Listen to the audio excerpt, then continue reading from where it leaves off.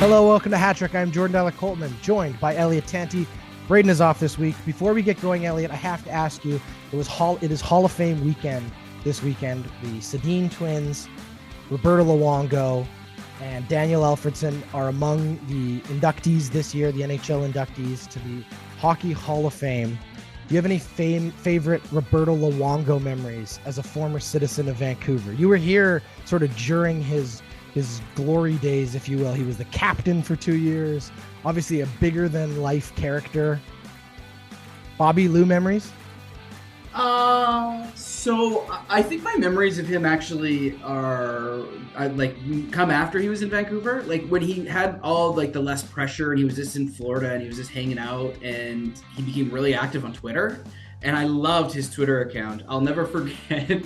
I think Sam Gagne or something, someone got traded out of Edmonton, but it was sort of like a flip for another team. And Roberto Luongo just tweeted at the player with 3 emojis, which was like snow because he was coming from Edmonton, tropical because he was going somewhere down south, and then lightning or something like that to signal wherever he was going, or the hurricanes or something. And I just thought it was the most brilliant tweet and so funny. He was so good on that medium. And he's just a character. And I think, there's always this talk around like whether you win the Stanley Cup or not and what that means. I think Roberto Luongo was really good for hockey in lots of different ways. Certainly one of those players who was kind of polarizing at different points in his career. I think I know for myself as a hockey fan, not a big Roberto Luongo fan when he played against my team in Vancouver, but you can't discredit the impact and kind of role he had here. And then obviously like the roller coaster, like a lot of Vancouver players, that his career here was, in the way it also ended sort of in tumult with John Tortorella benching him for the Heritage Classic, and he clearly wanted out, but he had this absolutely horrific like 18-year-long contract. He retires in Florida and still costs Vancouver money. Anyway, congratulations to all of the inductees to the Hall of Fame. We got a good show for you here. Let's get right to it. Here's topic 1. Okay, so we're going to start with we were off last week, so some things that have sort of unfolded in the last couple of weeks we wanted to talk about. The big one for us this week was obviously the signing and then dismissal of Mitchell Miller in Boston. He basically was signed for all of 3 days. Cam Neely and the organization there in Boston drafted this player knowing full well that he was being accused of basically like serial bullying and harassment. He was later charged and convicted, had to do community service for the conviction. To give context for those who don't really know, he was convicted of bullying systemically, or not systemically, but repeatedly bullying a fellow hockey player, a black fellow hockey player who he played minor hockey and then sort of club hockey with leading up through his career. A young man named Isaiah Meyer Crothers. They played together at various points throughout high school, and Myers Crothers accused him of basically bullying him for the time they were in like junior high school together, making incredibly disgusting and degrading racist remarks, constantly using race as the sort of, I think the weapon or the motivation behind much of the berating and bullying that this young man faced at Miller's hands. Obviously, as I say, they were aware of these accusations at the time of drafting him, so it was a bit controversial to begin with there. But it wasn't until this season that they chose to sign him. When they did, obviously, there was immediate condemnation and outrage on Twitter, a lot of pushback and confusion as to why something had changed, considering this player has now been convicted of this. And Boston came out very defiantly at first, saying that they had done their due diligence, that they had spoken to all of the necessary parties, and that they felt like it was their opportunity to give this young man a fresh start and a new opportunity. But of course, that was immediately rebuked by the parents and the family of Meyer Crothers, who came out and basically said, we have not been spoken to at once by any member of the Boston organization. No one has spoken to us. And so then, of course, it exploded again, being like, well, then who did Boston talk to? They cited several charities, organizations, including sort of a diversity organization that they claimed he had, gone to work for. Turned out later, those are the organizations he had been court assigned to do his community service through. It wasn't like he had suddenly reformed and gone to try to make himself better. He was doing his court assigned hours with these organizations, and multiple members from those organizations also came forward and said, Boston never asked us. They never made it. They're using our names now as proof that this young man had somehow reformed his life, but we would not have recommended him.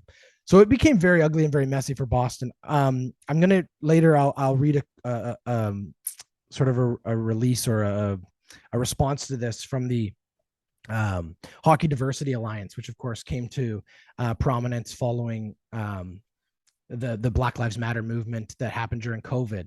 But before I do that, Elliott, when you first heard about this story and sort of saw it unfold here, what were your initial thoughts and where are you at with it now? I was really surprised that an organization of this standing, given everything that's been going on in hockey and all the conversations that we've been having over the last few years, would lie, which is what they did here. They misrepresented the conversations that they'd had, the work that they had done around this individual, and putting the actions of the individual aside for a moment, which I will get to. The behavior by Boston and lying to the general public to try and justify something that they hadn't obviously done any thought around, because it's thoughtless to one, not engage, and two, to then lie about it afterwards when you know you're going to get called out. Like, what did they think? They're just too big and that everyone was just going to accept that they'd had these conversations? That to me is just reprehensible, just awful. That's the first piece of this. I mean, I thought the response from the team, the players themselves, was quite strong. You could tell in the room, people were very angry with what had happened. And the players, from the top down, made really clear that this was not an individual that they wanted on their team. That I did like, and I would stand by that. I just want to note that this individual had a long time to do the work that was required outside of what was court mandated, i.e. have a conversation with the individual that you bullied, and address this situation. And they never did. In fact, they only ever seemed to have any sort of remorse, any of you even called this remorse, when their career or their hockey life was, they were looking at considerable punishment, or their hockey careers on the line. And I think that's reprehensible. And that the Boston didn't know that before signing this person was just a mess, just terrible. Yeah, and as you say, I misspoke earlier. He had already pleaded guilty to this prior to being drafted. So it's the Boston Bruins knew full well what they were getting with this individual, and then to sort of double down on it by trying to sign him. It shows not only a complete and utter lack of sort of moral character and integrity from that organization, but I think moreover, it's also just a terrible misjudgment of where we are as a society, and moreover in hockey specifically. Yeah. I don't know why any of these things surprise me anymore. We've seen time and time again. We've talked time and time again on this show about how hockey has continually began to draw back the curtain on so many of its own dark secrets and its own sort of failings as a sport, as organizations, across the board. And yet we still find ourselves here. I will say very quickly, the NHL pushed back. Gary Bettman came out pretty much immediately and said that they would be instantly reviewing this contract, and that from as far as he was concerned, Miller was not NHL eligible based on their current policies. So at least it was nice to see that some of the previous incidents have informed current policy for the NHL. Obviously, the fact that the contract was approved to begin with is a question that needs to be answered. But over all of that, I'm not going to read the entirety of this Hockey Diversity Alliance statement. It's quite long, but it's easy to find online. So I would encourage you all to go find it. I'm just going to give you two quicker excerpts from it. And I quote, "First and foremost, we want to express how deeply sorry we are for the Isaiah Meyer Crothers and his family. We will never truly be able to comprehend their pain when Mitchell Miller coldly and systematically harassed and abused Isaiah, a young Black man with a disability. In 2022, when reports of his harassment and abuse first surfaced, the Hockey Diversity Alliance reached out to his family and have offered support to him. Members of the organization have stayed in touch with them, and over the past week, we have continued to reconnect." End quote. Let me jump forward.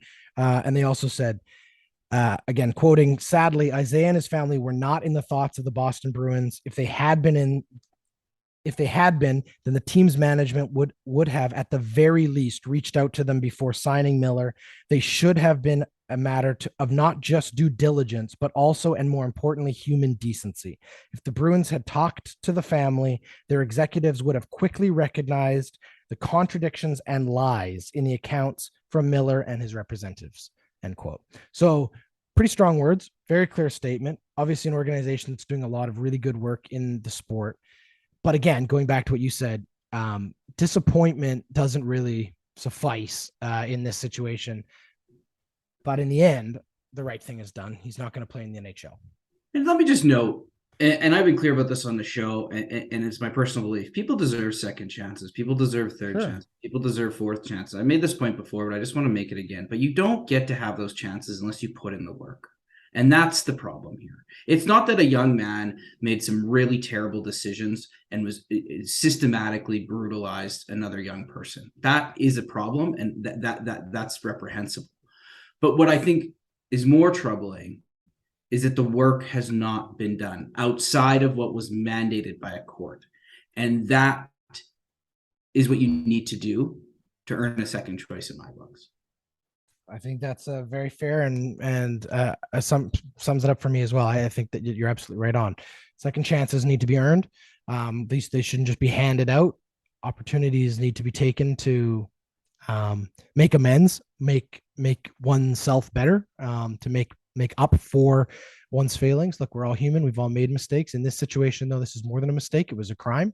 He has paid his punishment to some degree, but that doesn't just mean that you get to walk away from it as if it hasn't happened.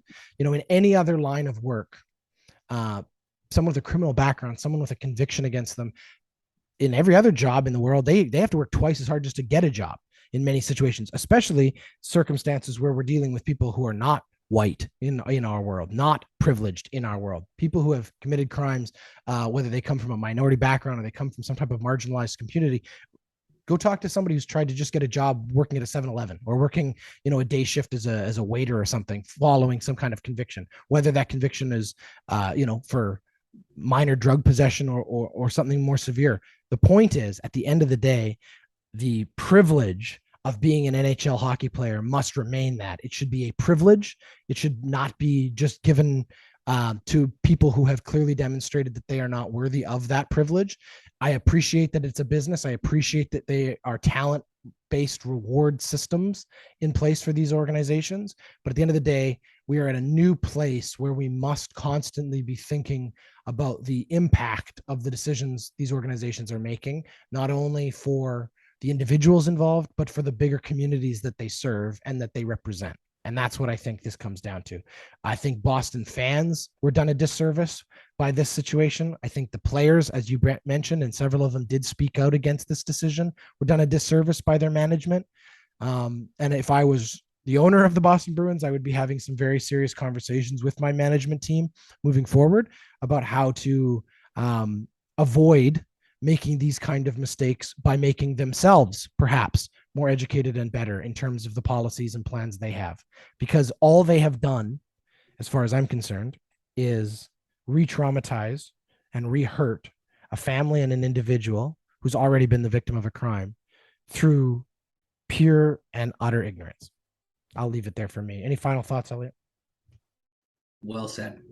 All right, that's topic one. All right, Elliott. We're going to get us set up here for topic two, but before we do, we got to make our pick of the week, sponsored by BetStamp. We got the Washington Commanders, obviously the underdogs, taking on the very dominant Philadelphia Eagles. Who you got? Oh, I got to take the Commanders. I think this is the week that the streak ends for Philadelphia. This has to be it.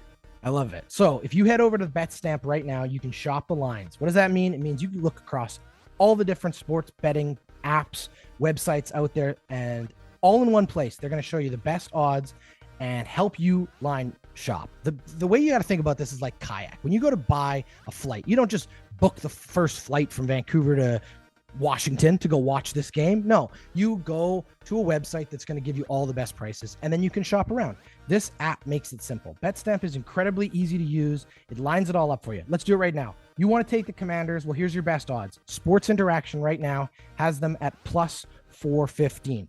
If you were to bet somewhere else, you did that fast.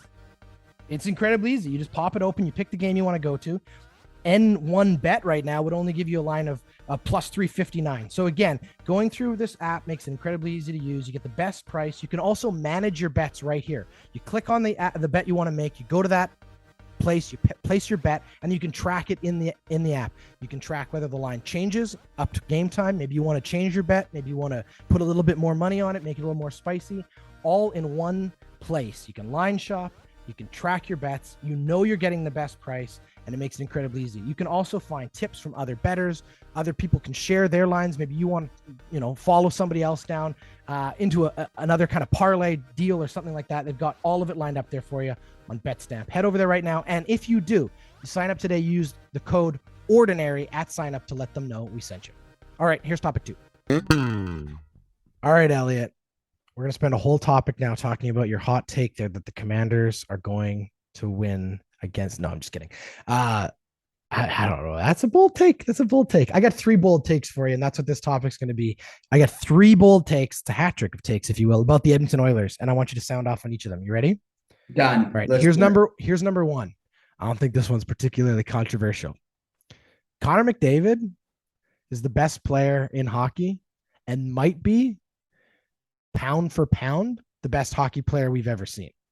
Now, I know everyone wants to get all tied up in a knot about, no, you can't compare him to Gretzky yet. He hasn't won a cup. No, you can't compare to Gretzky yet. He doesn't have any of the records, all that. That's fair. But when comparing players from different generations, it's very hard to do that. We've done that before on the show. It's not easy. Here's the truth of the matter for me, though. Compared to his peers, Gretzky was miles and miles ahead. Compared to his peers, I think Connor's just pulling further and further away from his current peers. There's a lot of good hockey players right now in the NHL that do a lot of very specific things really, really well. Look, we've got who will probably end up being the greatest scorer of all time in the NHL in Ovechkin. We just saw the Oilers play him the other night. He's still playing, and he's fantastic. We look at Austin Matthews and what he's been doing in the last couple of years, not so much this year so far, but very dominant player. Look just onto the other side of the ice, some shifts in Edmonton. You've got Leon Draisaitl, who arguably is one of the most creative and just fantastic passers, playmakers, maker of opportunities offensively in the league right now. But what Connor does night in and night out, when he wants to, score at will, dominate at will, take games over, take shifts over, and change the complexion. You watch how defenses have to adjust to him. You watch how goaltenders adjust their play against him. And I'm sure every single coach and every single assistant coach is out there pre-scouting. The work that has to be done to contain this player is unlike anybody else in the game. And I believe very strongly right now, he's the best player in hockey. I think right now you're totally right. And I think right now he's demonstrated, he does demonstrate that sort of arms or shoulders and head above the rest of the group. I just would caution you that we're a month in, and he's had a very hot start to the season, 15 goals in 16 games, I think it is right now, or something like that. And he's going to be at 20 before, the end of November, if he stays on this pace and continues to score, and that's great. But he will cool off. And he will come back to the ground. But if you're coming back here and we're doing 3 hot takes in January, and he's still, he's got 30 goals in 40 games or something like that, then you're right. He's maintaining it. And that in and of itself, it's one thing, like he has the highest ceiling. But what's crazy about what he's doing right now is just the consistency about it. I just want to see that continue because I'm an Oilers fan and it's so much fun. But also, I think that only strengthens your argument as we go on. Otherwise, I don't think it's that hard of a take. I think he is substantially better this year than even he was last year. He right now Absolutely. Is only chasing his future self as far as I'm concerned. Like that is how talented he is, how skilled he is, and how he is continuing to get bigger. The big observation I made, I think I made it a couple weeks ago on this show, is like he is physically more of a man. He has grown into a bigger frame. He's put weight on. He is stronger on the pucks. He is more dominant in play, which makes him a more versatile centerman. He used to have to really just make space with his feet. Very, very skilled and very, very talented with his feet. But now he's added an additional weapon. He's on pace right now for 90 goals. Now, will he score 90 goals? No, but he will probably score 60.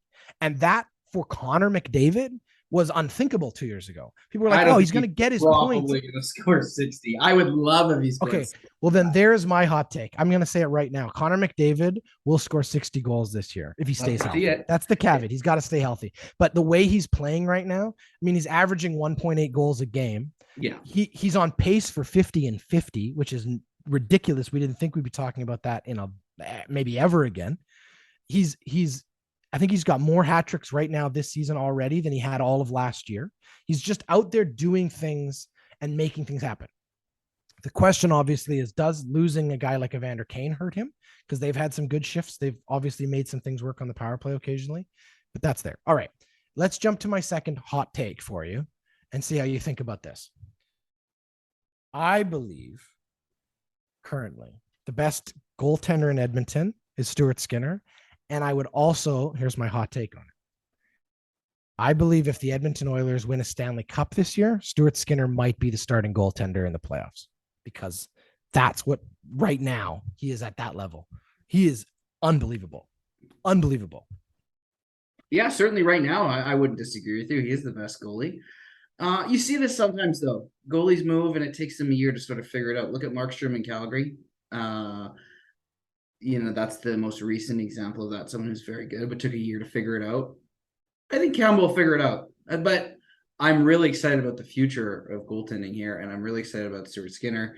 And you need two good goalies to win in this league these days, and that's a recent change. And the Oilers have got him. Well, another hot take came in from Wayne Gretzky about Stuart Skinner. And I wanted to give you that quote. You may have watched the game the other night. He was on at the intermission with Gene and Bob Stauffer, and he mentioned that his brother, Keith Gretzky, who's obviously the assistant general manager for the Oilers, general manager down in Bakersfield, was very, very adamant last year that Stuart Skinner was the best player in the entire AHL last year, that he just absolutely dominated against every opponent he faced. And when you have that kind of confidence in a young guy stepping up, and then you see the opportunity he's been given here, he's the bona fide backup. He's come in here to be an NHL goaltender, and he is.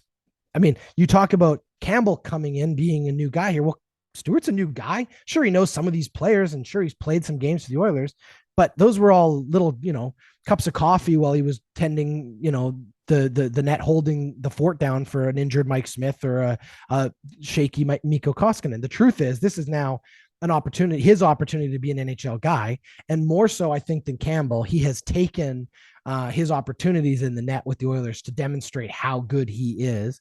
They seem to play way more confidently in front of him.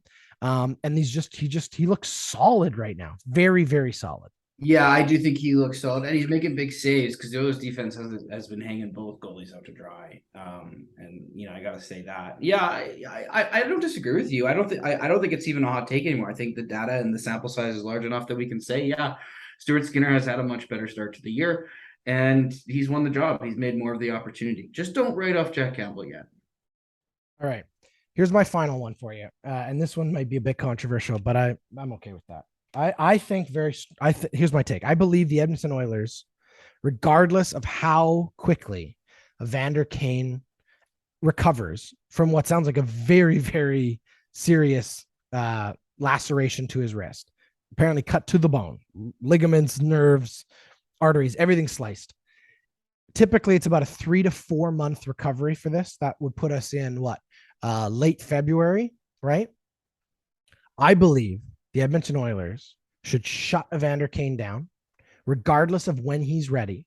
And I don't want to see Evander Kane again in an Oilers uniform until game 1 of the Stanley Cup playoffs, because I think that they should take that money and they should go and get themselves another bona fide NHL star.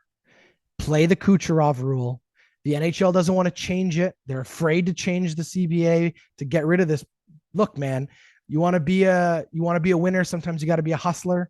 And the deal here is, as long as there's a loophole, you got to jump through it. Ken Holland needs to go out there, find a disgruntled star on some other team that they don't want to keep signing, a rental player, sign him, go trade for him, get a genuine replacement for Evander Kane for the rest of the regular season. And then you have two weapons, a healthy Evander Kane Look, people will be like, oh no, but you got to give him some time before the playoffs. Get out of here. Evander Kane only played a quarter of the Oilers' schedule last season, and he was one of their best players while he did it. Evander Kane on rest is dangerous. I would love the Oilers to go get a big name, attach him to that top six. And when Evander Kane comes in healthy, you can drop out a Puljujärvi, you can drop out whoever else is worked up in there, and you can go into the playoffs overloaded. That's my hot take. That's unethical, Jordan, but I don't necessarily disagree with you. So what, who, like Patrick Kane? Is that who you're thinking? Or is there someone else? I mean, we don't have to list a bunch of names right now, but sure. Yeah, I think that, I don't know that it's necessarily even a hot take. It was like the first thing on Oilers radio the next morning. All the morning shows here and the sports guys are all talking about just exactly that. Like, how long is he out for? And does that mean they can bring someone in at whatever his cap hit is, which is like $5 million or something like that too? I sort of with you. Whatever it takes to win. And I'm not worried about Kane being shut down an entire year and then coming in on the playoffs. That's not a concern for me. In fact, I think it's probably better. But you have to find a doctor that says that they simply cannot play for that long, right? And you have to go through that. And the NHL will investigate it, and it will look suspect. It will look suspect. So I don't think you need a doctor. You just need a physio. You need a player who says he doesn't feel fit to play. I mean, they're going to do it. Here's what I think. Ken Holland has said they're not going to do it. But I think you just sit there and you wait for Bick. Oh, maybe he had a setback. Oh, that's tough. Oh, trade deadline. We don't know if Evander Kane's going to be back in time for the playoffs, so we got to get someone now. And then boom, you do it at the trade deadline. He's not going to do it tomorrow. He's not going to do it at Christmas. It will be at the trade deadline or somewhere in the lead up to that, if he does it. And I think it will depend on how Kane is actually doing. But I don't know that I like it. But it's a hot take. I love it. All right. Hey, if you're out there and you got another hot take or you think you've got a better one, then please hit us up on social media. Let us know what you think your hottest take is. That's topic 2. Hey, Tyler. Yeah? Do you like basketball? Do I?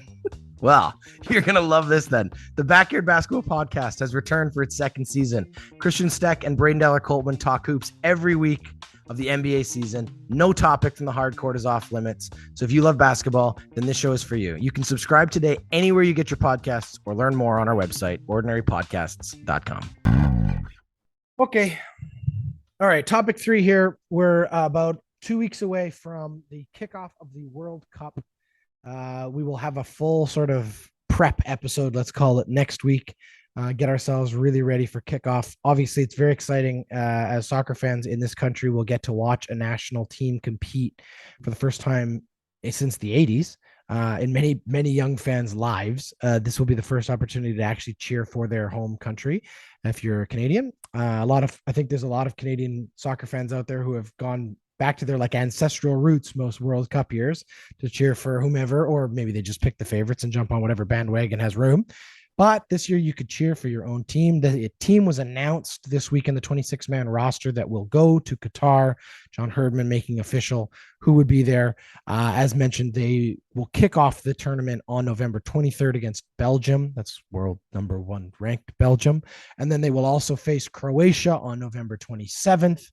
And then they will finish group play against Morocco on December 1st. Elliott, before we talk about who is on this team, because I'm sure you have much analysis of every 27 or 26 members. But before we get to that, you were at Commonwealth for one of these qualifying matches. What was that, a year ago, 2 years ago? Feels like a long time. This is what it was all built up for. As we're getting ready, how excited are you on like a scale of 1 to 5 for what's coming in 2 weeks? Oh, 5. I'm so stoked. I've watched the World Cup soccer for years. I have European roots. My wife is from Germany and is a major, this is a very important thing. I've been in Europe during the World Cup twice, and that in and of itself is something incredibly special. I'm really, really, really excited about this. And as you said, to be able to cheer for our own team and our own nation in the World Cup, something I never thought I would ever get to see. Not seriously. Like we've never really as a country had a legitimate shot at even getting to the World Cup. And so we've never even really been close in my lifetime. So to not only have been close, but actually get there and just channeling, like, you have to understand, like, I have been going to Commonwealth Stadium my entire life.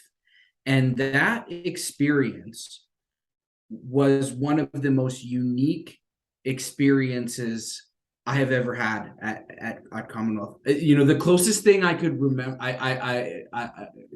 compare it to was I went to a Grey Cup game when it was hosted here in Edmonton when I was young, and just the massive humanity that was there is just like incredible. It's like a Western final against Calgary kind of energy. There was like 55,000 people, and it was minus 15 or whatever. It was last year, by the way, and it was so amazing. And so to think that that energy has been consistent across the country when they played in Vancouver, when they played in Edmonton, when they played out in Toronto. There's lots of people very excited about this that have bought in hook, line, and sinker, and and then Canada's best player is from Edmonton, which is also the best thing, the coolest thing too. And obviously Alphonso Davies was named alongside his teams today. And a lot has been made of, his story and being an immigrant coming to Edmonton and now, and could never imagine that he'd be playing in the World Cup, and now he's there. So, there's so many great stories heading in, so many exciting things. Canada's never scored a goal in the World Cup, so I'm very excited for that moment. If should it happen, knock on wood, I really hope it does. I'd love to see Canada win a game too. But even just to score a goal and what that moment will mean for this country from a sports history standpoint will be remarkable. So yeah, super excited. Just this is what, 35 years in the making. Now, neither of us obviously are experts enough in the intricacies and the depth of the available talent for Soccer Canada to pick from for us to make any kind of judgments on the players picked and the players not picked. But overall, I mean, for each of these guys, it's got to just be an absolute dream come true, and beyond a dream come true, like a dream you almost couldn't even have dreamed for so long, right? Generation upon generation, literally probably 2 or 3 generations of soccer players before them. If you weren't, in your early 20s or early 30s in the 1980s, you didn't have a chance at this anyway. It was never going to happen. And here these guys have overcome all of that adversity. They've put together an unbelievable couple years to get themselves to this place. I want to read you the tweet Alphonso Davies had yesterday after officially being, it was obviously made official. It very much a foregone conclusion that the 22-year-old Bayern Munich striker was going to make this team. He's the best player this country's probably ever seen on the men's side. This was his tweet. A kid born in a refugee camp wasn't supposed to make it here, but here we are going to the World Cup. Don't let no one tell you that your dreams are unrealistic. Keep dreaming, keep achieving. If that doesn't get you going, I don't know what will. Look, Alphonso Davies is going to be there. As you say, Kyle Laren's going to be there. All the big names. Let's not say it's a surprising name, but one of the guys that apparently was kind of on the bubble, who was very emotional to make the team, Liam Fraser, 24-year-old. John Herdman did speak about him briefly in one of his conversations after the pick was made. He said, I quote, "I definitely like what Liam Fraser had. Very strong performance. We need to see what level he was opening at. That was really important. I thought his second half performance was one of the shining lights in this performance." Look, this is a guy who may or may not have made the team a couple of days ago, played well in one of their sort of warm-up games here where he was sort of testing out some of the bubble players. He makes the team. What a dream come true. It's got to be fantastic. Up and down this roster, regardless of whether or not you are a football fan, a soccer fan, there is like good, true human interest stories all the way throughout it. Guys who have been here before, guys not the World Cup, but guys who have had these. Every time Canada's tried to get here, they've seen it slip away. 35-year-old Milan Borjan, who's the goaltender there, one of the oldest guys on this team, has just become kind of this general in the back with these young troops in front of him who are just these athletic, young, exciting players. I'm so excited for it. Let's do this. We're going to do a full preview next week, obviously, but really quickly here, you got Belgium, Croatia, and Morocco. What should we expect from this team? What are they capable of? I mean, I think you'd be, a goal. Wow. This is what I mean. Here's what I'd say. I'd say Belgium is going to be very incredibly difficult. opponent, and they will be ready. And as you said, best team in the world. Many have picked them to win the World Cup this year. You know what? A surprise would be nice if they could get a victory. That's outstanding. Maybe a draw against one of the better teams. It would be interesting as well too. It's really tough to say because we just don't know. But this is what this is about, right? Like when you're talking about this team and this young group of people that have come together, with a few exceptions, as you noted. Honestly, this wasn't supposed to happen this fast, and this is sort of just like gravy for this program and this team. This is the experience, so that the next time isn't their first experience, right? They're going to get the media craziness that's going on in that. They're going to deal with what it means to be at a World Cup, the largest sporting event in the world. They're going to feel what it's like to have all the world watching you. You're going to feel the ups and downs of playing against the best teams at their peak, which is not something that you normally get to do. The best national teams at their peak, and get to see that, and get to see the rigor that those other teams have. And, this is a team that's building towards something that isn't necessarily this World Cup, but this experience is super important in the development of the soccer program. You got to do your first at some point, and it's here, and they're going to do it. And, so part of what's fun about this is we don't know what the expectations are. They could lose every game. They could win one or two. Who knows? But what's awesome is that we're going to get to watch them. They're going to get that experience. And you've got a young group of people like their best player is 22 years old and Alphonso Davies, but you've got 24-year-olds, 26-year-olds. They're going to be back in 4 years. This team's good enough. And this core group of players is going to continue to build and grow, and they're going to be better next time. So that's what I'm excited for, is just to see that. And they're kicking off that progression. And you'll never understand what it's like to be at this type of scale until you experience it. And then the next time it'll be easier, right? And then we'll have a better idea of what the expectations actually are for the team. You mentioned all of those ages. There's one guy who will definitely not see another one, and that's Atiba Hutchinson, who's 39 years old. His quote was very simple. "I never dreamed of making the World Cup because it wasn't a dream I thought I could achieve." There, it sums it up right there, right? This was they dreamed the impossible dream here. They make their opportunity felt. As you say, anything can happen. I mean, look, this is sports. Yeah. This is sports. We've seen the craziest things happen. You get one bad bounce, you get one bad day, somebody's off their game, somebody makes a mistake. Canada could sneak one by one of these teams. They could sneak 4 past one of these teams, and all of a sudden be sitting there with a W in their column. You don't know. Nobody knows, really. I mean, look, they will go out there and they will have absolutely nothing to lose. And if there's one thing that's scary in sports, it's a team that has nothing to lose. As far as I'm concerned, I would always rather be the underdog, and Canada's the ultimate underdog here. Will they maybe be a little bit, holy smokes, these lights are really bright? Maybe. But there's a lot of guys here who play in front of a lot of people in Europe. They are used to big, bright lights. Look at Alphonso Davies in Bayern Munich. That's probably one of the biggest clubs in the world, if not the biggest club. He's used to the noise. He's used to the crowds.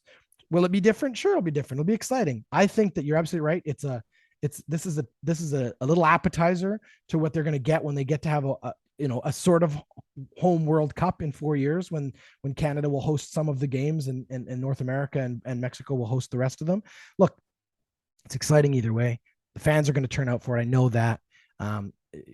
If you're not excited yet, you need to get behind this team, because this is going to be I think a really iconic Canadian sports moment, potentially, with just what these players are capable of in terms of putting out entertaining, exciting soccer. It's going to be fun to watch. Are they winning the World Cup? No.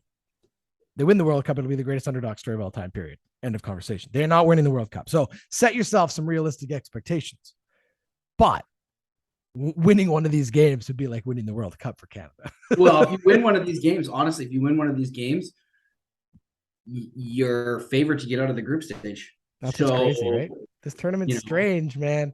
Look, I'm just excited to see what happens. I'm excited for these young guys. I would like Alphonso Davies to please not play any more soccer before the World Cup. He's had 3 injuries in the last 2 months over there in Bayern Munich, like dangerous injuries, a bruised skull at one point, I think, and he had a leg injury. It's like, please protect this man. We talked about how great Connor McDavid is. Alphonso Davies is the best Canadian soccer's ever going to have. Maybe not ever. That's not fair to say, but he is the best they've ever had so far, and he is incredibly exciting. 22 years old. This kid's got a huge career ahead of him, but man, oh man, wouldn't that be fun? Look, as we said, November 23rd, it gets underway for Canada against Belgium, Croatia the 27th, Morocco December 1st. Mark it in your calendars. Do not miss it. Elliott, thank you. Good luck to your Washington Commanders tomorrow. See how that goes. You can track your bets. I'm going to be thinking about that all day tomorrow. Just like, did I make the right choice? You know what? It's gonna be a party next weekend if the Washington Commanders pull this one off. Let me tell you. We're very excited for it. Look, it was awesome to have you all listening. Thank you very much. As always, please, you can follow us on Instagram, Twitter, and Facebook. If you haven't already, head over to the Ordinary Podcasting's website. That's ordinarypodcasts.com. Check out the merch store. Go listen to some of our other podcasts. Tyler and Puya will break down the Commanders game. They'll break down football for you every Thursday. Braden and Christian are back every week with the Backyard Basketball Podcast. Lots of fun over there. We got 2 more Pit Stop podcasts coming at you. One, I guess the time of recording this will be Tuesday to tomorrow, and then one more following the season finale in Abu Dhabi. All of that and more is available over there at the Ordinary Podcast website. Thank you for listening. That was Hatch.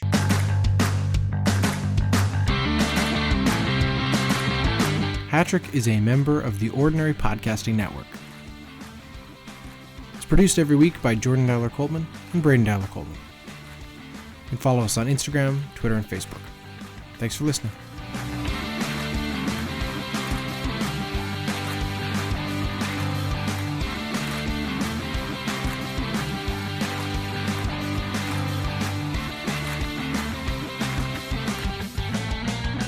The Ordinary Podcasting Network wishes to acknowledge that the lands on which our conversations take place include Treaty 6 territory, the traditional meeting ground and home for many Indigenous peoples, including the Cree, Dene, Saulteaux, Blackfoot, Métis, and the Nakota Sioux peoples, as well as the unceded territories of the Coast Salish peoples, including the territories of the Musqueam, Squamish, and Tsleil-Waututh nations. We acknowledge the many First Nations, Métis, and Inuit whose footsteps have marked these lands for generations.